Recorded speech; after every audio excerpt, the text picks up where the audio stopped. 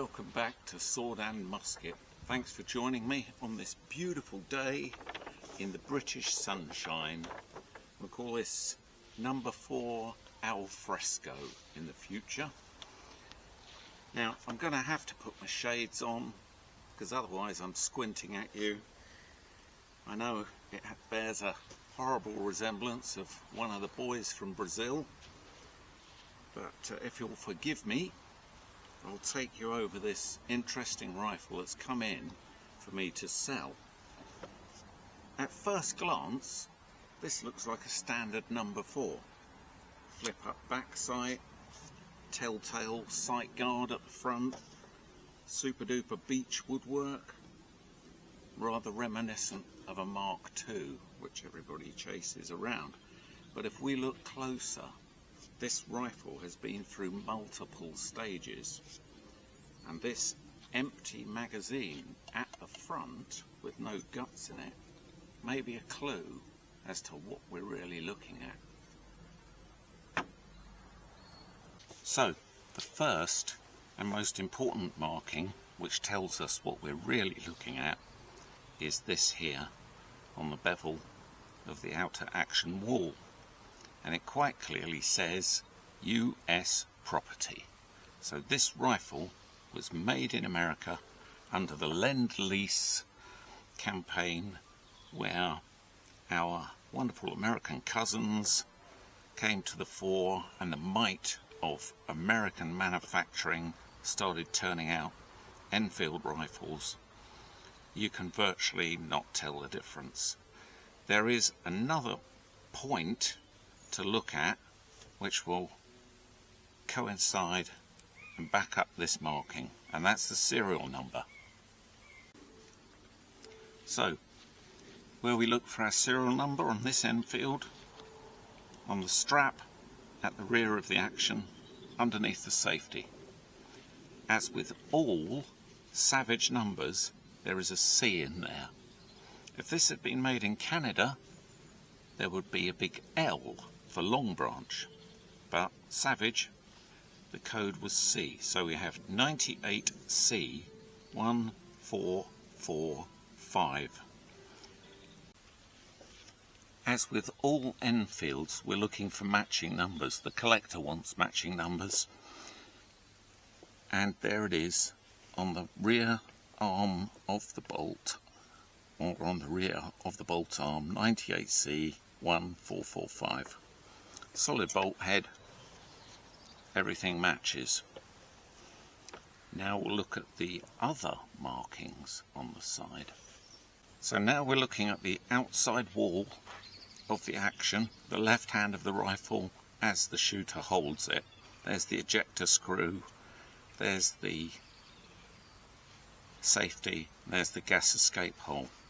So these marks were first applied when the rifle came out of the factory in its first form, when it was brand new. S, squared off S for Savage, Savage Stevens, America. Number 4, Mark 1, and then there's a star. Then you cannot fail but notice that this line has been run all the way through this marking, all the way. So that has been crossed out. That's an Electra pencil crossing out. Another interesting American mark on the side wall is this flaming grenade on its side. Classic US. So, the event of the dreaded electrical pencil. There's a strike that's been added in here. A forward strike.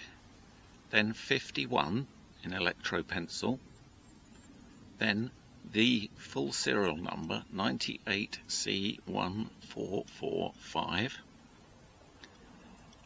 We move on to the next surface here, above the original markings, and it says number 4, Mark 1. Then there's another strike slash mark. Then it says 3 F in brackets, which is for Zachary, the plant, Then after that it actually says FTR, but it's very faint. So basically this rifle was upgraded from a Mark 1 to a from a Mark 1 Star to a Mark 3. Now that entailed movement of the mounting of the trigger. Now what's important about the evolution of the rifle that's just died at this moment is to understand that originally Mark 1 Star and Mark 1s, the trigger was actually mounted on the trigger guard at the top. They've altered this. What they've done is they've taken the whole thing apart, brazed on 2 lugs and mounted the trigger mechanism, mainly the trigger, on these 2 lugs. So in fact you get a better trigger pull. But in that operation they had to strengthen the crossbolt, strengthen the arrangement for retaining strength in the back of the stock for recoil. So they put this crossbolt in. Usually these are filled with timber. It's quite nice to see it exposed. It's never been filled with timber. The other side is the same. So now you've got what is basically a Mark 1/3 with a better trigger mount. So we get to 1951. We've got a full bore weapon still. But then up comes a requirement for trainers. Now what they did was they chose this rifle to convert to a trainer because of the trigger mounting. It's no good producing a beautifully barreled 2.2 trainer which has got a trigger pull as rough as a badger's bits and pieces. What you want for cadets and beginners is a nice, light, definitely feel your trigger pull type rifle. So they chose this, and at that point they converted it to 2.2. Now I believe this still happened within its service life. There are 2 main reasons for that. One of them is the bolt, how they've done the bolt and the bolt head. The other reason is what appears at the muzzle on the crown of the barrel. So what it says on here is Parker Field AGP. That's an official conversion to 2.2. What's quite nice is in sleeving the barrel, they've retained all the external features, including the bayonet lugs for the spike or later bayonet. Got a nice crown, clearly says Parker Field. It's had a little nick there, but that's life. Parker Field AGP, official 2.2 conversion. Let's have a look at the bolt. So bolt removal on all Enfields relies on getting the bolt head in the right place. With an Enfield or BSA, bolt removal would be situated back here. They would be cut out in stock. It's actually more complicated. Savage came up with a very cunning plan. We have free travel of the bolt all the way up to this point. You'll notice cut out in the side rail. From this point onwards we're pushing, we're under pressure, we're chambering. Spring is compressed for firing. There is a point in the middle where we're neither one thing or another if we're taking the bolt head out. So bolt head flipped up, lift rear sight with the bolt head in the upright position, withdraw, out it comes. If you look at the front face of the bolt, it's now immediately obvious we're not talking about a centerfire rifle. We're looking at a rimfire because the firing pin is offset. It will now hit the rim of the case and obviously ignite the round. If you look at the bolt head sideways and you compare that with a standard full bore extracting claw, you would notice that this is much longer. That's because it has to reach further in to pick up the smaller case. So that is an official thing, not very easy to do, not very easy to replicate. If we then look at the cutout here, it's full length. The bolt is still full length. It's still got a standard bolt head on it, which will have been head spaced with the 2.2 cartridge. If we remove that in the standard fashion, hey presto, we find we have a 2-piece firing pin. The full-length firing pin has been cut down really to the wider flange section,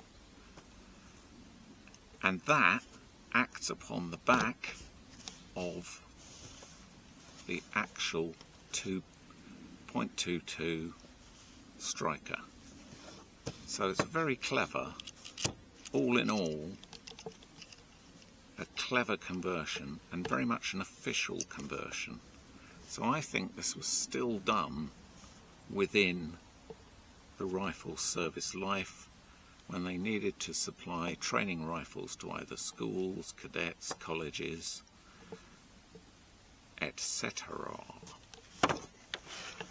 Another rather nice feature of this rifle is this rear sight. Standard form for ladder rear sight, but very much not standard markings.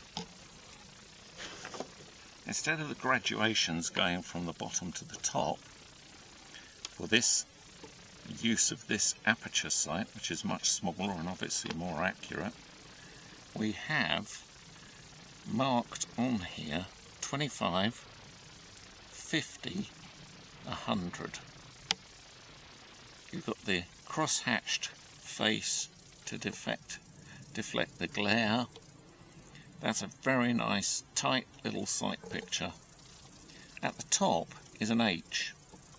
Now, I believe that may be the military code for the company that made this actual sight, and it was a copper hose and pipe fitting company in New York, I forget the name. But that H relates directly to that company. So it's rather nice. It's got a very purpose-made target or practice rear sight. They've retained the battle sight or larger aperture sight for closer quarter use. Now, the last thing that this rifle has, which is very specific to target weapons, is the magazine arrangement. It came with 2 magazines. Standard number 4 magazine, empty. No spring, no follower. That is purely to collect empty cases when they're ejected. So it's a nice way of picking up empties. But, and this is a big but really, this also came with it. So standard number 4 magazine. The only marking I can find on it is the LB for long branch on the rear spine of the thing. But look at this plate, look at this follower. This isn't a conventional magazine in the normal sense that you can load from it, but basically what you do is you place the bullet between these 2 grooves, between these 2 ridges in the big groove, and then the bolt will slide and pick it up singly, one at a time. But also there is still a facility to catch the empties. Now that neither is that a Parker Hiscock or anything else that I've seen before. So if anybody has experience of these or knows exactly what they are, what their name is or the designer was, I'd love to know. It's made very much in the original form. It comes out in the 100% standard way. It has the standard spring, riveted, folded steel construction, but that is a very nice little extra to find with this rifle. So there we go. What do we have? We have a very nice traceable number 4, which has been converted. You can practically work out the date line. If you turn the rifle over, there's actually a marking in the timber underneath the wrist for Fazakerley 49, F49. So it kind of lines up with the date of the conversion, the strike 3, the struck out Savage marks. Everything fits. So as far as they go, this is a bit of a corker. I hope you've enjoyed that little chat through the number 4 trainer that I have in front of me. Everything else has stayed the same. Oh, one other thing, they've added a swivel, Parker Hale type target swivel, so you can try different shooting positions and wrap the strap around your forearm, etc. But to all intents and purposes, a number 4 for training. Thanks for joining us. If you enjoyed that, please click like or subscribe, and you can also look at the weapons on the website, which is www.swordandmusket.uk, or just go with my name, www.kirkemmerick.co.uk, and we'll be back with more interesting collectible rifles in the near future. Bye.